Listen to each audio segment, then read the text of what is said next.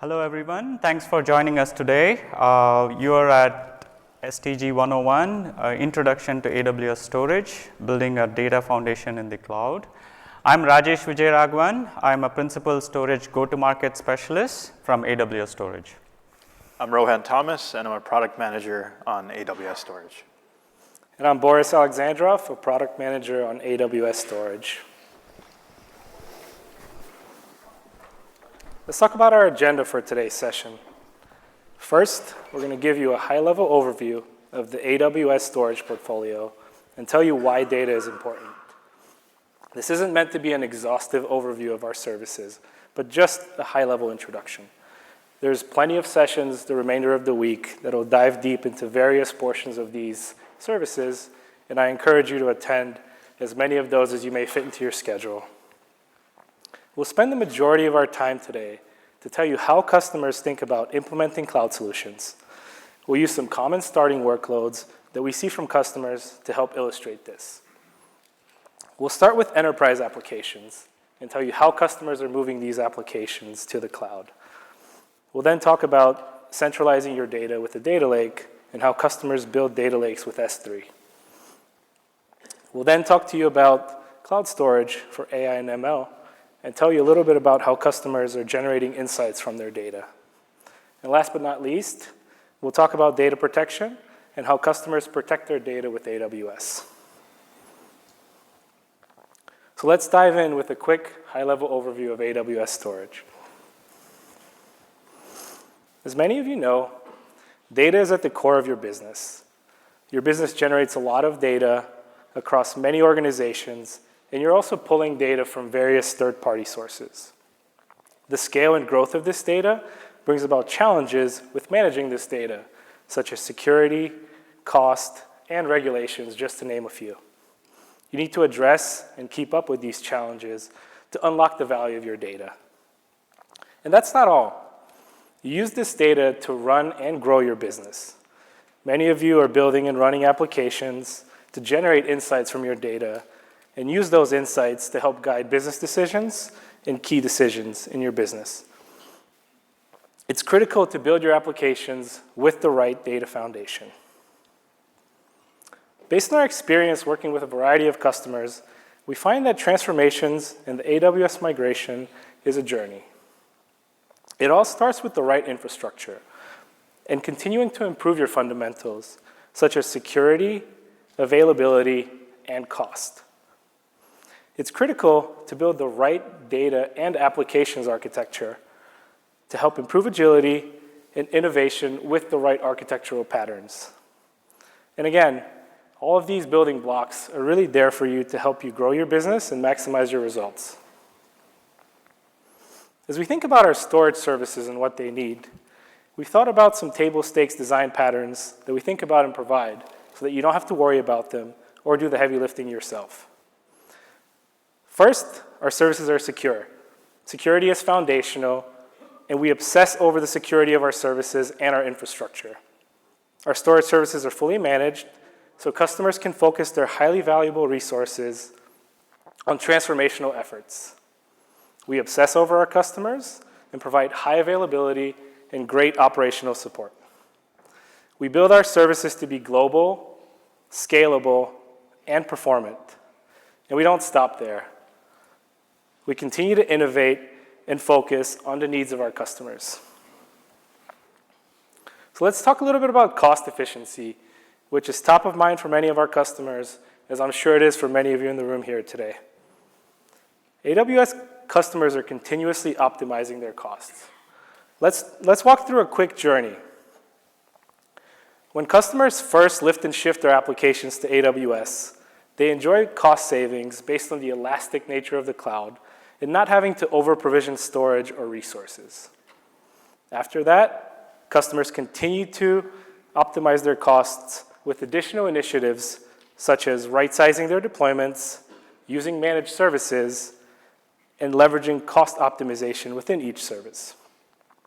When fully optimized, customers report an average of 31% cost savings with lower downtime, increased productivity, which allows them to deliver more of their business initiatives. Now let's walk through a brief overview of our storage services portfolio. Again, as I mentioned earlier, this isn't meant to be an exhaustive walkthrough of each service, but just a high-level overview. First, we offer a variety of services for storing your data. We have Amazon Elastic Block Store, which is our high-performance block storage service. Amazon S3, which is our object storage service for storing and accessing any amount of data from anywhere. And we also have our EFS and FSX family of services, which are fully managed file storage services. Next, we have services that help you move your data. AWS Transfer Family helps you easily and securely share data with other businesses or peers. Think SFTP, FTP, other managed file protocols. We have AWS Snowball to help you accelerate data movement to and from AWS. We have AWS Storage Gateway, which provides unlimited cloud storage to your on-premises applications. And we have AWS Data Sync, which helps you simplify and accelerate data transfer from your on-premises or between AWS storage services. We then offer a set of data protection services that help protect your data across AWS. AWS Backup helps you centrally manage and automate data protection. AWS Disaster Recovery offers a scalable and cost-effective way to recover applications. And we have various snapshot capabilities for point-in-time restores, such as Amazon EBS snapshots. And of course, in order to put your data at work and make business decisions, our storage services are integrated with other AWS services to help you run analytics, machine learning, high-performance computing, visualization, and streaming workloads, to name a few, with seamless access to your data. Before diving deeper into the use cases that I described in the agenda, let's talk about AWS customers' journeys. Customers first start by migrating their applications to AWS, typically in a lift and shift fashion. After this migration, they continue to optimize by leveraging additional services and innovations to modernize and improve their applications. And it doesn't stop there.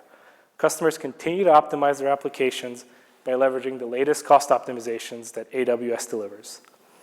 As we dive into the detailed use cases, please keep these in mind. I'll now hand it off to Rajesh, who will tell you a little bit about what customers are building with their data. Thank you, Boris. So what are customers building with their data? So in my role as a principal go-to-market specialist, I deal with a variety of customers. Some are small and medium businesses, some are startups, some are digitally native customers. I also have financial customers, customers of all varieties, right? And they are at different points of their AWS cloud journey. But these are some of the typical patterns that we see. Most customers start their cloud journey by just moving a copy of their data either from on-prem or from another cloud. Backup and restore is usually an easy place for customers to start because it's relatively non-disruptive. And most of the backup vendors, right, customers might be using Veritas, Commvault, they have APIs that can store the data on S3, right, a backup copy. We've also seen customers consolidate all their data silos and build data lakes on S3. There are over 10,000 customers that have built their data lake on S3 on AWS. They choose AWS storage for data lakes because data movement is one of the hardest parts of building a data lake. By storing all their data in S3, they are able to take advantage of the analytics capabilities in AWS, right? So they can eliminate unnecessary data movement to different parts of AWS cloud. After consolidating all this data into Amazon S3, now this data lake is an excellent data foundation for artificial intelligence and machine learning. So customers are now able to draw insights from this data using AI and ML. One of the common set of workloads that all these customer verticals use AWS for is for their business critical applications. So, you can think of the ERP solutions, databases and content management systems that most companies have, right. So, mostly customers start with lift and shift. So, they must be running these applications on-prem for several decades or years. They just lift and shift into the cloud and then they decide to refactor, right. So, we provide a number of services for migrating these workloads to lift and shift to the cloud, and in the process customers have been able to save money. We will now go into some of these use cases. We will start with the enterprise applications. As I mentioned, a lot of organizations across different verticals are moving their applications to AWS on a day-to-day basis. You can think of the business critical applications like Windows, SAP, databases and VMware, right. The priority of these customers might vary. They may decide to first move one workload and then to another workload, but their goals are typically the same. They are mainly doing this to reduce costs, drive innovation across their client base, improve their customers' experience and also scale better with AWS, right. And finally, with the move to the cloud, customers have been able to improve their security posture as well. Let us now dive into some examples of running structured applications in the cloud. In this space, there are hundreds of applications and use cases. We will, in the interest of time, we will focus on two examples. We will pick the database workloads and also the virtualized workloads that customers are moving to AWS. Typically, when we talk about these topics, we would highlight our block storage offerings. We will usually talk about our EBS IO2 Block Express that has very low latency, high durability and high throughput. We also have had customers using GP3 instances to meet their general purpose block workloads in AWS.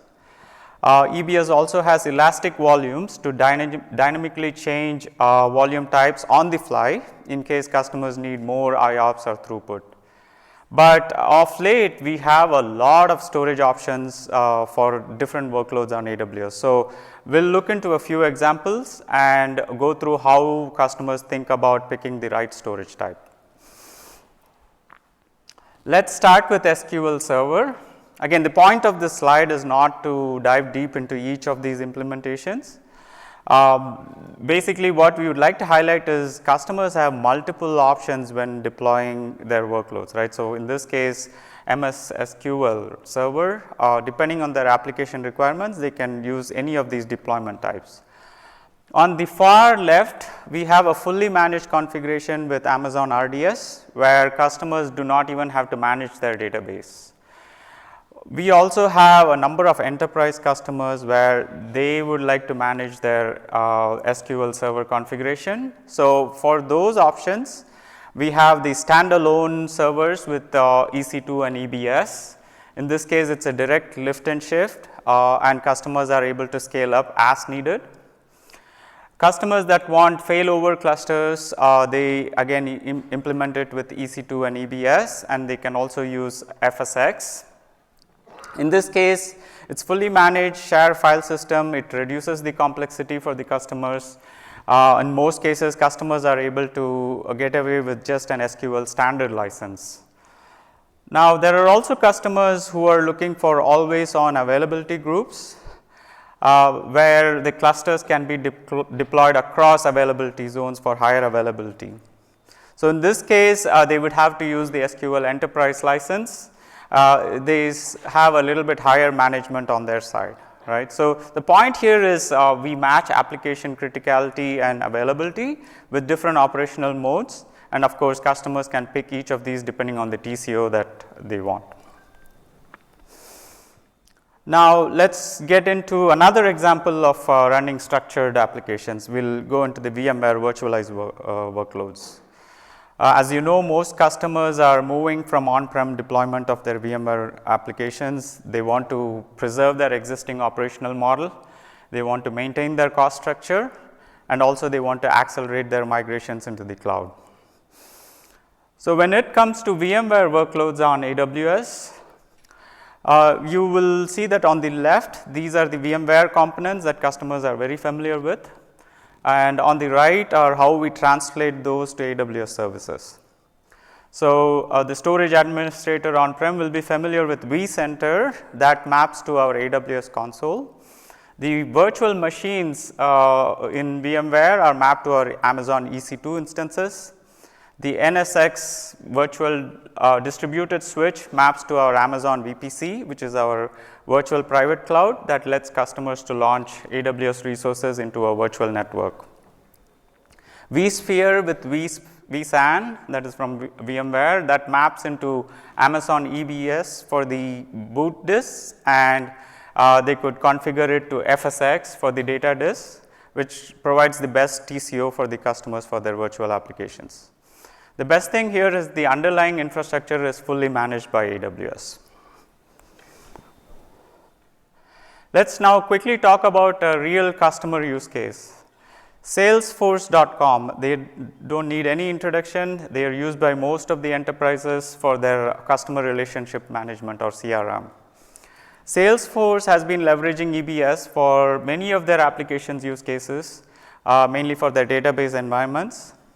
There was this one use case where they needed a very low latency, high performance environment for their MongoDB deployment. They were using this for machine learning predictions use case. They moved from their general purpose GP2 block storage to a SAN in the cloud implementation using what we call IO2 block express in EBS and EC2. With this move, they were able to achieve their objectives much faster. They were able to do faster predictions without impacting any of their application performance. At the end, they were able to deliver a much richer, much personalized experience for their customers using Salesforce ML workflows. Now, let's talk about migrating IT or lines of business oriented applications. These are mostly file based applications. And for these, customers have been using the Amazon FSx services. These applications typically originate from on-premises, and then customers then move it to the cloud. You can think of your departmental shares or home directories or application shares, where many users are using these files and maybe even creating multiple copies after small changes, right?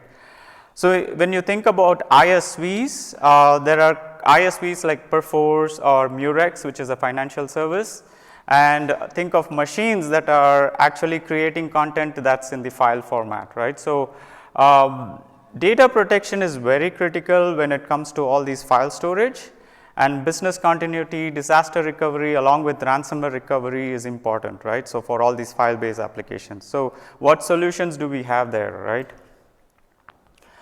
We find that the easiest way for customers to migrate from on-prem to AWS for their file-based systems is using our FSx Amazon File Services, which is our FSx services.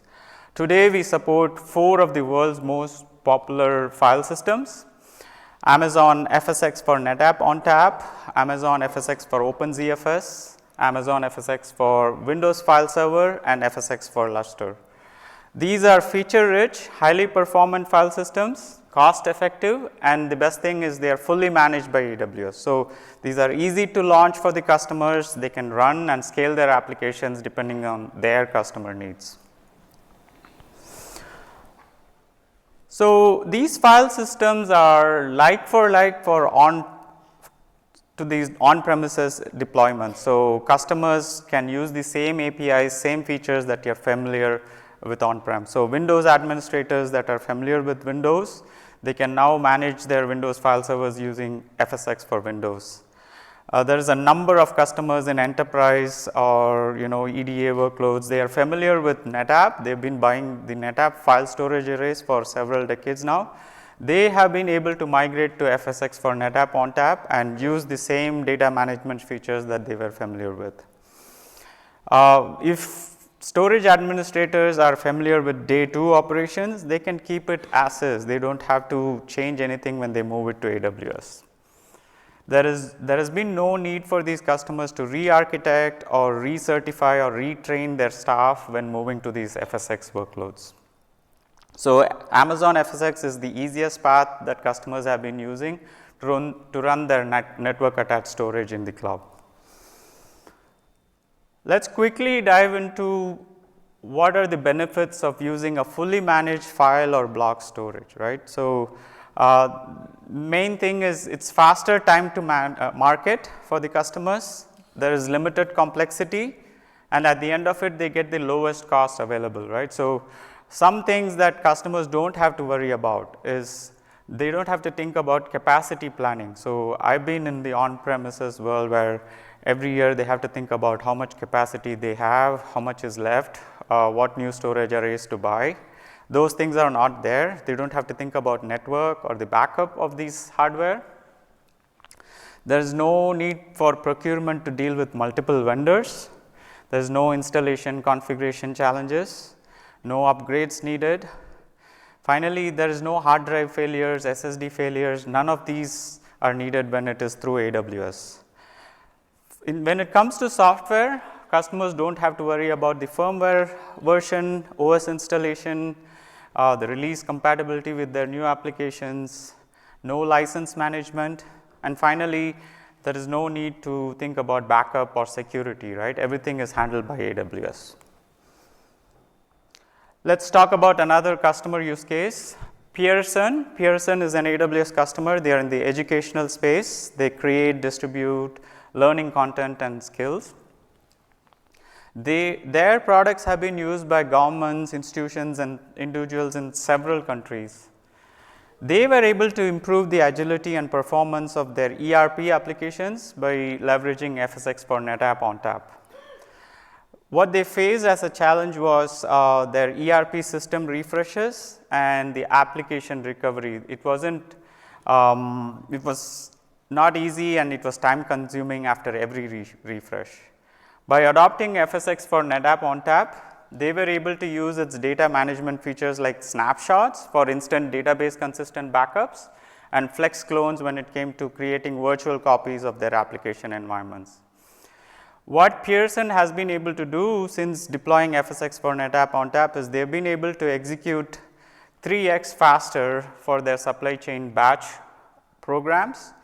And due to the data management compression and deduplication benefits, they have also been able to get 50% capacity savings from FSxN.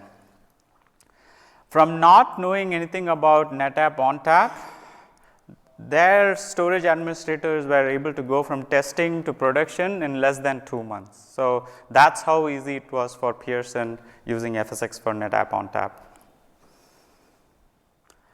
Let's also look at another design pattern. We have a number of digitally native customers and enterprise customers building modern applications on AWS. When you think of modern applications, these are multi-tenant SaaS, software as a service applications, using a container or serverless architecture. And the file system performance is very critical for their user experience. So Amazon Elastic File System has been used extensively for these use cases. It's fully elastic, it doesn't require any provisioning, it's very cost efficient, and it's accessible from anywhere. Ancestry is a customer, AWS customer that deployed this design pattern. As you know, Ancestry is a global company. It helps customers or their customers discover their family history, find their living relatives, and also understand more about where their DNA comes from. So Ancestry has their DNA science team, and they were having challenges scaling their storage and compute resources without monitoring or provisioning for these resources, and they were not able to plan for their future workloads too. So what they decided to do was move their on-prem workloads to AWS. So they use EC2 for their on-demand compute and Elastic File System EFS as their fully managed file storage. What this helped Ancestry was they were able to enable multiple scientists in different teams and different geographies to simultaneously perform genomics research. They were able to scale up or scale down their compute and storage resources individually. Lastly, they were even able to onboard their newer scientists into their genomics domain. Now that we have gone through some of the typical enterprise applications deployed on AWS, let us turn our attention to another important area. As I mentioned earlier, building a strong data foundation using data lakes is an important area that customers are looking into. So, I will turn it over back to Boris to lead this discussion.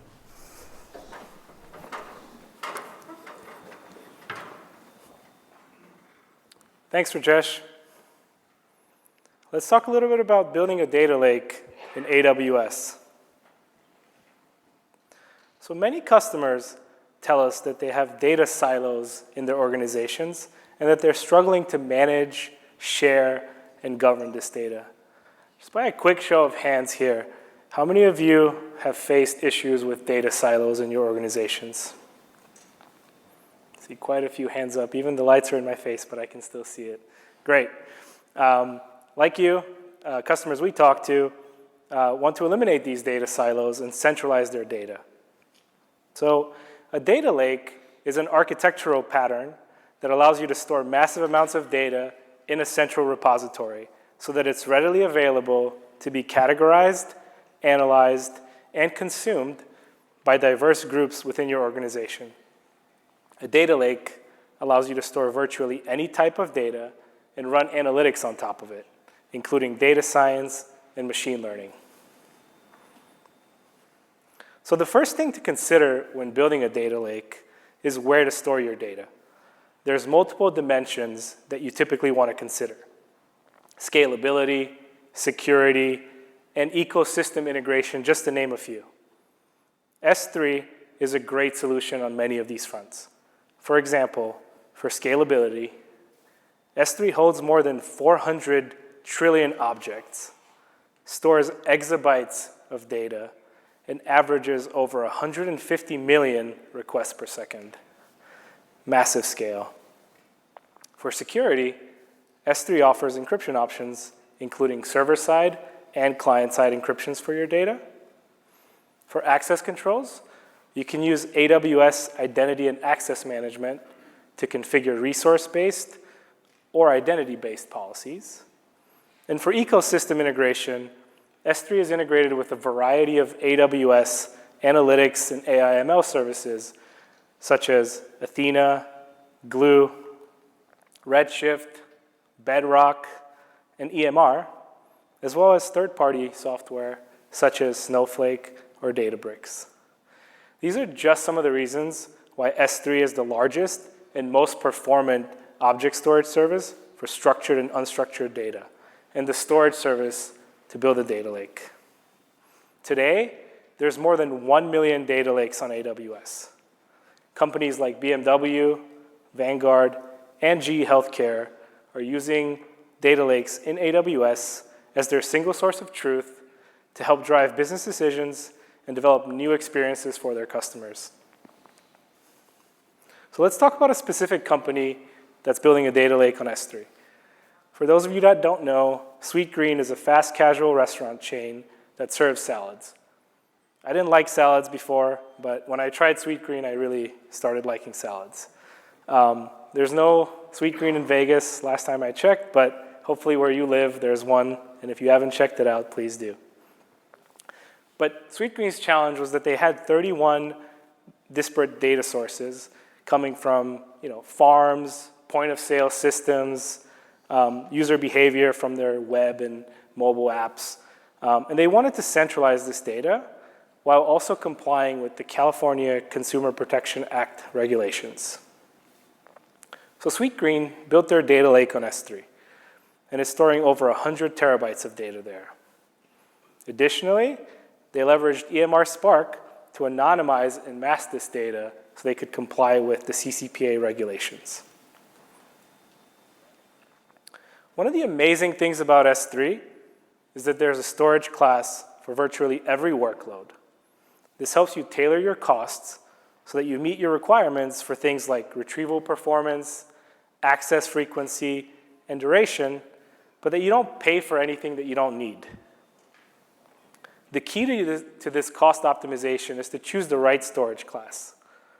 We have S3 Intelligent tiering, which automatically moves data from storage classes from warmer to colder storage classes based on how frequently your data is accessed. We have S3 Standard, which is for frequently accessed data, and Glacier Instant Retrieval, which is for rarely accessed data where you still need millisecond level performance for access. And for archival data, we have the Glacier Flexible Retrieval and the Glacier Deep Archive storage classes. These storage classes provide the lowest cost, but you can't access your data instantly. And lastly, I want to touch on S3 Express OneZone, which we launched at reInvent last year. This is our lowest latency storage class and is designed to provide you consistent single-digit milliseconds. Excuse me. Let's touch on cost savings again. S3 Intelligent Tiering helps you save costs by automatically moving the data to the most cost-effective access tier based on access frequency, with no performance impact or operational overhead. S3 Intelligent Tiering stores data automatically in 3 tiers: a frequent access tier, an infrequent access tier, which is up to 40% cheaper, and an archive instant access tier, which is up to 68% cheaper. You can also enable optional archive and deep archive access tier for the lowest cost. And you might have heard this if you attended Matt Garman's talk this morning, but customers have saved over $4 billion when using S3 Intelligent Tiering. I'll repeat that again. Customers have saved over $4 billion by using Intelligent Tiering. And Binder is an example of one such customer. They used S3 Intelligent Tiering to reduce their costs. Binder is an AI-powered enterprise digital asset management company which enables customers to manage content lifecycles and drive value. They noticed that their data storage in S3 was growing rapidly and wanted ways to control their costs. They were able to reduce their costs by 65% by using Intelligent Tiering without any performance impact. With that, I'll hand it off to Rohan, who will tell you a little bit about how customers are using storage for their AI and ML workloads.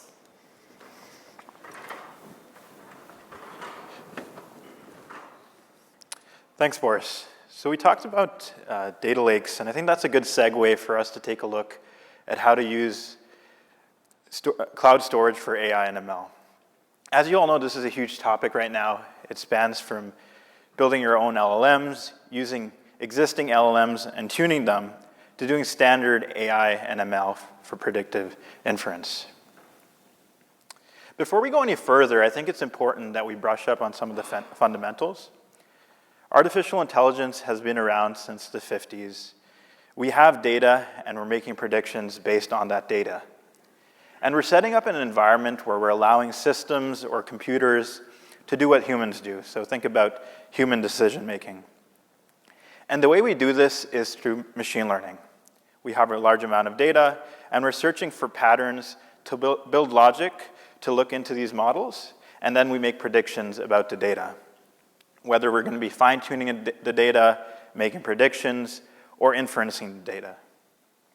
On the screen, you can see that these are some of the different types or categories of machine learning, but we're going to be focusing mainly on cloud storage for machine learning. Overall, AI and ML has become a lot easier and less labor-intensive since we've moved from traditional models to foundation models. Previously, with traditional ML models, we created a model from scratch for every problem that we wanted to solve using machine learning. We would label the data, feed it into our model, and then repeat that process for every time we wanted to do something. And depending on the task that we wanted to do, whether that's, for example, text generation, summarization, or building a chatbot, we would have to have a different model and train them independently. As you can see, this is a lot to manage, and it's very time-consuming. Now, instead of modeling solutions for every problem from scratch, we can leverage what's available to us with foundation models. These have already been trained on billions or trillions of parameters already and trained on different and diverse data sets. And we can also fine-tune these for any specific task that we're doing. So the ones I mentioned earlier, we can fine-tune them for those. So in general, foundation models greatly simplify AI and ML. So what I'm going to talk about here is the pipeline.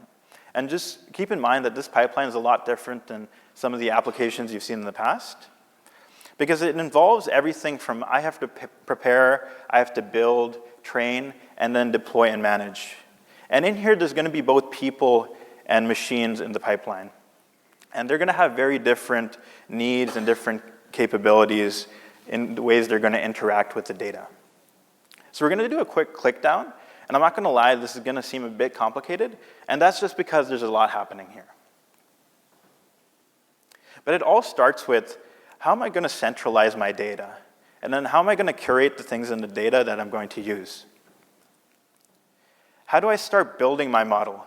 You can think about this as data scientists that are interacting with the data and thinking about which model they're going to choose and what parameters they're going to be using. This is all humans in the loop, like people interacting with the data. And then we have things like SageMaker, your own self-managed AI, or just all the AWS AI services. And then we get into the next phase, which is training. And this phase is very compute intensive. This compute intensity is far different than what we've seen with, say, our standard EC2-based compute. These are our EC2 P4, P5 instances, which are our training and inferential services. And these type of servers, they do have I/O needs that need to be filled. They can consume a lot of data and consume that data really quick. So you might ask the question is, how do we optimize that data flow into these servers? And we'll get into that in a little bit. Next, we get into the deployment with ML ops. So these are things like SageMaker and Bedrock. And this is where you put your model to work and you start to deploy it. And people interact with the data in ways to derive insights. And the wonderful thing about all of this is we repeat it. We do it all over again and again and again. And as your data continues to grow and you start to tune your model over time, you just repeat this process. And the interesting thing here that we're going to focus on is S3. If you're going to take that data lake from before and extend it, S3 is a great place to start. You'll have to come up with some sort of plan on how you're going to aggregate all the data into central repositories for use. And think, as you process your data, what kinds of tools are you going to be using? Do you need people with files and folders? Do you need people with interfaces? How are you going to be interacting with that data? And on the ML training side of things, we've done some unique things here based on customer demand, which is specifically, GPUs can be really hard to saturate. And when you think about those P4, P5 instances, when we scale up from, say, 1 of them to, say, 5 of them, that bandwidth change involved is pretty dramatic. So you got to keep these GPUs busy. And you might ask, why do we want to keep these busy? Well, you keep these busy because you want to be cost efficient. Most of the cost from your AI and ML environment is coming from training. So keeping GPUs idle is not being cost efficient. So you always want to keep these as saturated as possible. And there's also a secondary effect. If I don't keep my GPUs busy, my training's inherently going to take longer and longer. As a result, I can't iterate fast. We want to keep them busy. We've done some pretty unique things here at AWS Storage. We've married the central source of truth of our data, which is S3, with FSX for Lustre. So you're able to attach Lustre to your bucket, and it'll hydrate that data on first access. But it'll allow for sub-millisecond, sub-microsecond performance to serve your GPU needs as you scale out. So this is going to keep your GPUs busy. And the other cool part about this is when we're doing things like checkpointing. For example, if we're writing data and we're taking checkpoints because it's going to be taking more than a day, it'll checkpoint that back to FSXL. And then when you finally get your model run figured out, it'll put it all back into your central source of truth again, which is S3. So you can kind of think about this architecture as having an accelerator that's sitting on top of your data to help you with your performance needs. And this is exactly the case with Adobe. Adobe uses AI and ML, and they use it for a lot of different use cases in their environment. But they wanted to train their own foundational model tailored for their creative use cases. And they wanted to do this instead of what was available to them in open source. An advantage that they had over some other customers is they could actually train with their own proprietary data. So for example, their own marketplaces like Adobe Stock. And this helped them avoid things like IP issues. In general, training your own model is great, but it takes time and iterations, training with your own content and tuning your model over time. By introducing what we offer in AWS, specifically S3 and FSXL, Adobe was able to create what they like to call as an AI superhighway. Adobe was able to also launch their own Firefly family of Gen AI models, which they then were able to integrate into their flagship software products, for example, Photoshop and Illustrator. So that was AI and ML. Now we're going to move on to the last topic or use case, and that's data protection. And this is a very important part to any cloud strategy. All customers need data protection, regardless of their size, whether they're a small, medium, or large enterprise. Everyone needs data protection.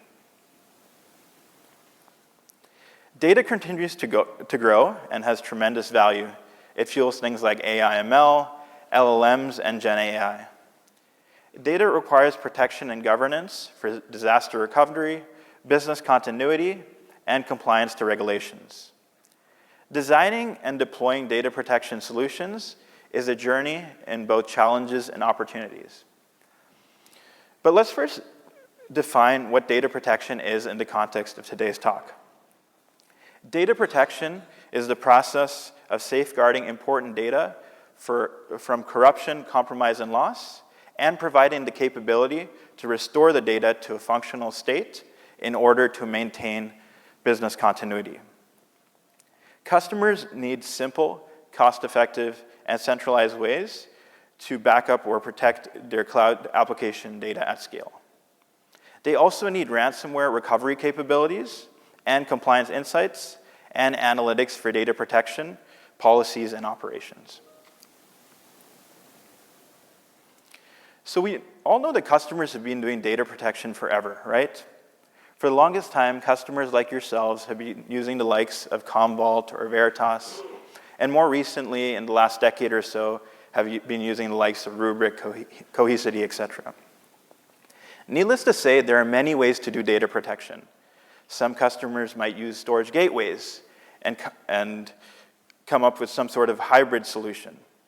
They land their data on S3, and then they manage their backups. But what we've come to see is all the backup vendors, they do integrate with S3.